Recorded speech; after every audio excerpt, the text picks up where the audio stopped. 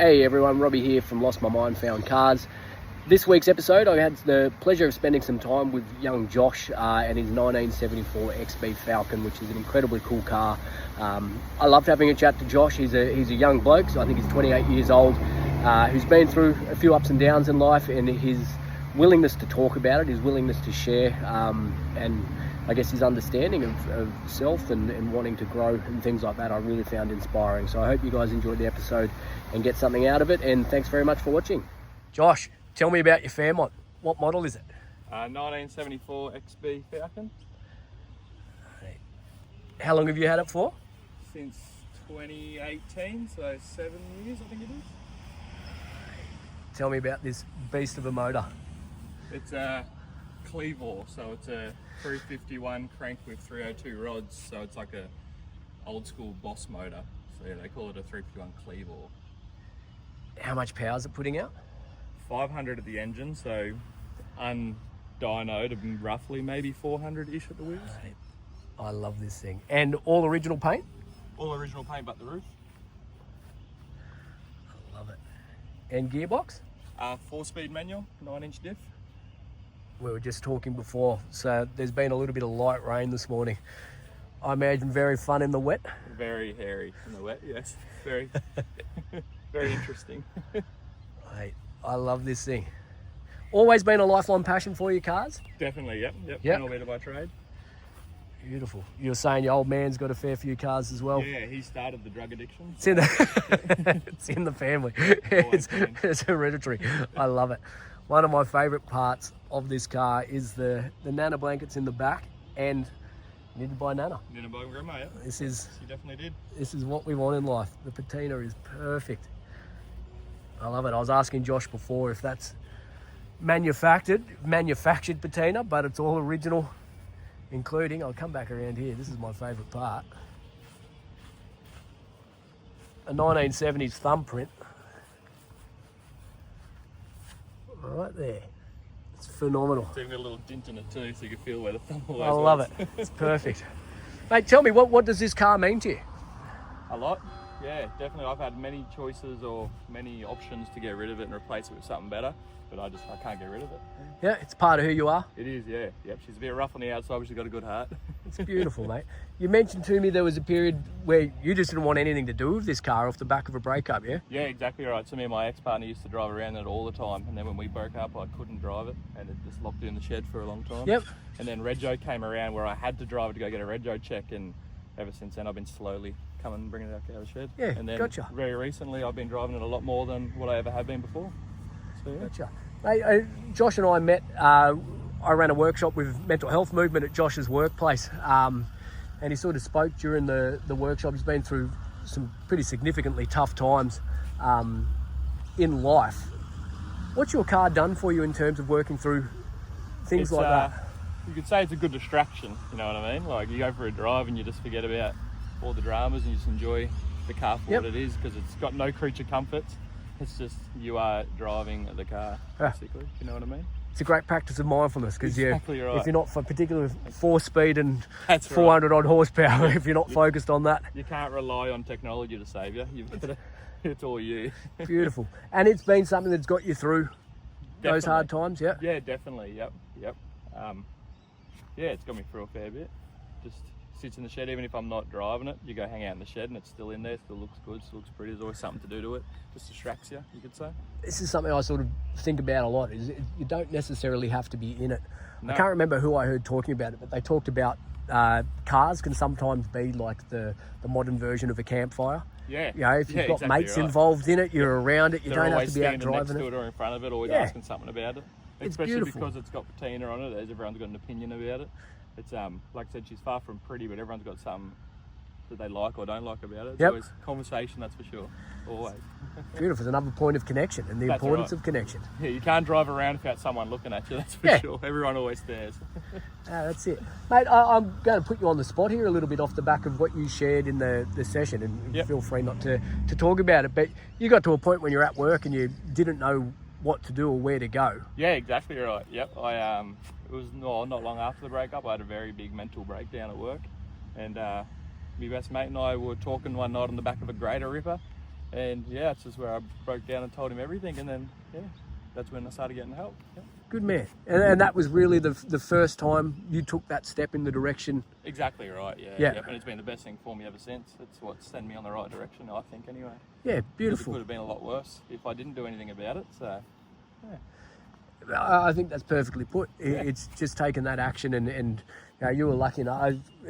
I'm very blessed in the work that we do at Mental Health Movement. Is we get to hear so many stories of things like that, but yours really stood out to me because it was that simple conversation with a mate. And then having that mate with me too in that course, doing it with me for his own reasons as well. So yeah, we've jumped off each other many times to help out. Yeah, that was beautiful. It's been really good. Everything's connection. It's the reason I started this channel, because the connection to cars, but obviously the connection to the people around us exactly right. as well is enormous. But your story with this of not wanting to look at this car. Yeah, and it had nothing to do with it, but I was never going to get rid of it, but I was locked in the house shed where I never go and didn't even look out in the back shed. Didn't even worry about it. Can I ask, what was the process to coming back to falling in love with the car? Not that you lost the love, but spending time with the car. What I think it was when Rego came up. What was the decision though that? I think it was when I took it for a Rego and I jumped in it and I drove it. I was like, oh, I missed the way that felt. You know what I mean? It was like, it's been so long. It was like driving a new old car again. And I was like, and that's what probably done it, because yeah, it's a different feeling, especially when you got the power. It's obsession, to be honest. Yeah, 100%. And you just want to bring it back. And like you said, it's a drug. It is a drug, 100% a drug. Yeah, you get that hit of dopamine. 100% it is, yeah. And then, from then onwards, I just slowly wanted to drive it again. And then you have a beautiful blue sky day, and all you want to do is go enjoy it. So you jump in it and go for a drive. You don't worry about fuel economy, that's for sure. Yeah, you're not buying this thing because it's not electric. You're not saving money driving it, but you're enjoying while you're doing it. And you find you're also, so panel beater by trade. Panel beater by trade. Does working on cars give you that escape as well? Yeah, because a 5-minute job turns into a 6-hour job, and all of a sudden the day's gone and you're just forgetting about the shit that you had to deal with earlier. Beautiful. Know what I mean? Like, it takes, they're not an easy thing to work on, and they take forever to get going, to work on, so it's a very long time distraction. You get that escape. Yeah, exactly. Beautiful. Right. And they're never finished. Even when they're finished, they're not finished. There's always something going on. Oh, well, that's and you could go in a completely different direction. Yeah, There's always, it's the beauty of old cars. Yeah, exactly right. As you said, the job is never done with an old car. There's always something to do, forever. There's always something to do. I've never seen a perfect one yet. It doesn't exist. And I think that's the beauty of it. Yeah. Overwhelmingly the beauty of it. Yeah. What is, when you are driving this, what is it? I know you said it's a distraction for you and it's a great escape, but what are the feelings it brings up for you? I'm not sure. A lot of joy while driving it, especially like if you think about, because I'm only a young fella, you think about when it was a brand new car that a family had this, they brought it once, you know what I mean? Like, that's a pretty cool thing to think about. And it's also, you drive past, it's like everyone's always theirs all the time, so it's like it's giving someone else a little bit of excitement here and there too. Yeah, I'm not sure. Just fun to drive a car that's a real car, because it's got no technology to save. It's just a real car. Yeah. There's no electronic assist. There's no nothing. It's just As you mentioned, I love the conversations. I've had a few old cars, and obviously it's probably my greatest passion. I love the conversations at a servo. It's particularly something like this. Someone comes up and exactly as you're saying, my parents had one of these when I was a kid, or I learnt to drive in one of these things, or whatever the case may be. Yeah, exactly right. And it's also like a very situation that happened not too long ago was I was at a servo and what happened? Coil shit itself for the ignition. Yep. And I was there at the servo at the pump, and then I had about 30 blokes come over and try to help me to push it out of the way because of what it is. But if it was a little Suzuki Swift, they wouldn't. No one's doing it. They wouldn't care at all. Yeah. But because it was for what it is, everyone wanted to come over and help and be like, "Oh, what's going on?" And I end up sorting it out anyway. But it brings a lot of random people together for no reason. Yeah. Oh, I think these, like as you said, they all tell a story. This thing, a family would have owned it. This would have seen so much. 100%. Like I said, for good, the servo, bad. Yeah, like a servo. Like some old fella would be like, "Oh, I had one of these once upon a time." I'm like, everyone's had an old taxi. Yeah, everyone's had an old taxi. It's the connection of cars, and I truly believe, particularly something like yours with original paint, the store, like it has a life to it. It's got a character. Right. It's got a soul. That's right. It's very error correct. Like I know I've spent a lot of money in the motor side of things, but as far as everything else goes, it's just what some young fella would have done in the 80s, just make it what it is, make a cool car out of it today. I've put stuff all money into it. Besides the motor side of it, it's just what I get off Marketplace, to be honest. You don't have to spend $1 million to have a beautiful car. No, that's it. And Josh and I were talking before we started filming. The amount of people that come and give opinions on things of, you should paint it. I don't like patina cars. Yeah. A message is people should shut their mouth is the reality. It's great that you've got an opinion, but just because your opinion is different to what you're seeing doesn't mean that you need to share it. Yeah. But also share your opinion, but be prepared for people to 100%. disagree and have their own viewpoint. But I guess that's part of the beauty of it as well. And then most of them people also don't have one of their own to fall back on, you know what I mean? But they'll still tell you what to do. Yeah, often the case. That's right.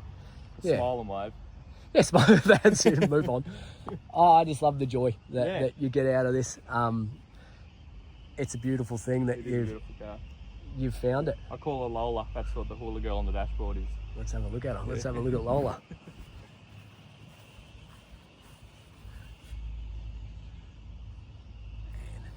Josh, I'm going to ask you the question I ask everyone at the end of the videos. Well, I don't think I have asked everyone, but I'm going to ask you this question anyway. What's your favourite memory of your car? What stands out? If would be when I first got it. It was a 6-cylinder auto with a little Borg Warner rear end, and you just used to be column, so you just put her into freaking drive, and you just drove for ages, and it would start first turn every time, and then all of a sudden I got this great idea. I was going to start building big motors for it, and then dramas after drama ever since. So it's a good memory of having a car that was absolutely perfect to a point where it just was a pain in the ass, but it was just fun building it to what it is today. And now it's back to being that car where you can turn key and drive it to Brisbane if I wanted to. So perfect. It's like, you can call it a favourite point, but it was the biggest head nightmare of my life. But it was also what makes it memorable. But that's what I remember about the car, you know what I mean? There's always something was wrong with it all the time. But at the point now I can start her up and she's just flies away and purrs. Yeah, she's a beautiful thing now. Hey.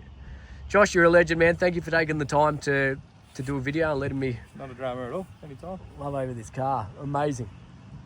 Thank you very much.